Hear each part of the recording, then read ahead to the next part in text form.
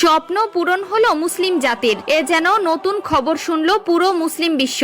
এবার পবিত্র কোরআনের কাছে মাথা নত করেছে সমস্ত আধুনিক বিজ্ঞান। আধুনিক বিজ্ঞানের বড় বড় বিজ্ঞানী ও গবেষকরা পবিত্র কোরআনকে বিজ্ঞানের অন্যতম বিষয়বস্তু হিসাবে তুলে ধরেছে। প্রিয় দর্শক, পবিত্র কোরআনে 1400 বছর আগে যে কথা বলা হয়েছিল সেই কথাই আজকের এই আধুনিক বিজ্ঞান নতুন করে গবেষণা করে প্রমাণ করেছে। আপনাদের কাছে একটি প্রশ্ন, আপনি কি পবিত্র কোরআনের পক্ষে নাকি আধুনিক বিজ্ঞানের পক্ষে? অবশ্যই কমেন্ট করে জানাবেন। তো চলুন বেশি কথা না বলে শুরু করি আজকের ভিডিও। আজকে আপনাদের জানাবো পবিত্র কোরআনের কাছে কেন মাথা নত করলো আধুনিক বিজ্ঞান। যেই বিজ্ঞান সব সময় কোরআনকে অস্বীকার করে আসছে, সেই কোরআনের কাছেই বিজ্ঞান আজ মাথা নিচু করে আছে। 1 নম্বরে পবিত্র কোরআনে সূরা ফুরকানে 61 নং আয়াতে বলা হয়েছে, চাঁদের নিজস্ব কোনো আলো নেই। কিন্তু আধুনিক বিজ্ঞান এই কথাটি অস্বীকার করত।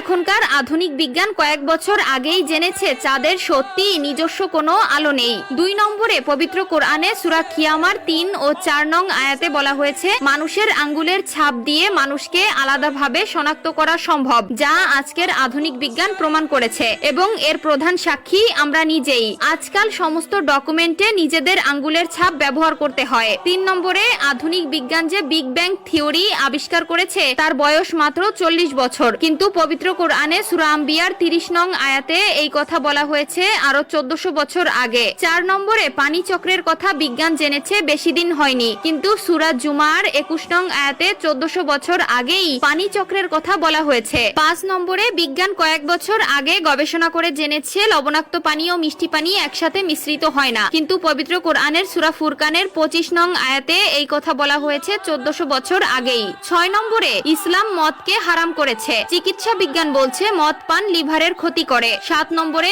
ইসলাম শুকরের মাংসকে হারাম করেছে, আধুনিক বিজ্ঞান বলেছে শুকরের মাংস লিভার হার্টের জন্য খুবই ক্ষতিকর, যা মানুষকে হঠাৎ মৃত্যুর দিকে ঠেলে দিবে। সুবহানাল্লাহ। 8 নম্বরে মানুষের জন্মতত্ত্ব বরুণ তত্ত্ব সম্পর্কে বিজ্ঞান জেনেছে কয়েক বছর আগে, কিন্তু পবিত্র কোরআনের সূরা আলাকে এই বিষয়ে বলা হয়েছে আরো 1400 বছর আগে। 9 নম্বরে বিজ্ঞান বলেছে একটি শিশু যখন গর্ভে থাকে তখন সে আগে কানে শোনার যোগ্যতা পায়, তারপর পায় চোখে দেখার, কিন্তু এই কথা পবিত্র কোরআনে বিস্তারিতভাবে আলোচনা করে প্রমাণিত হয়েছে। পবিত্র কোরআনে সূরা সাজদার 9 থেকে 76 নম্বর আয়াতে এবং সূরা ইনসানের 2 নং আয়াতে বিস্তারিতভাবে বলা হয়েছে। 10 নম্বরে পৃথিবী দেখতে কেমন। এক সময় মানুষ মনে করত পৃথিবী দেখতে লম্বাটে, কেউ ভাবতো চ্যাপ্টা, কেউ ভাবতো সমান্তরাল, কিন্তু পবিত্র কোরআনে 1400 বছর আগে জানিয়ে দেওয়া হয়েছে পৃথিবী দেখতে অনেকটা উট পাখির ডিমের মতো গোলাকার এবং সমতল নয়। পৃথিবীকে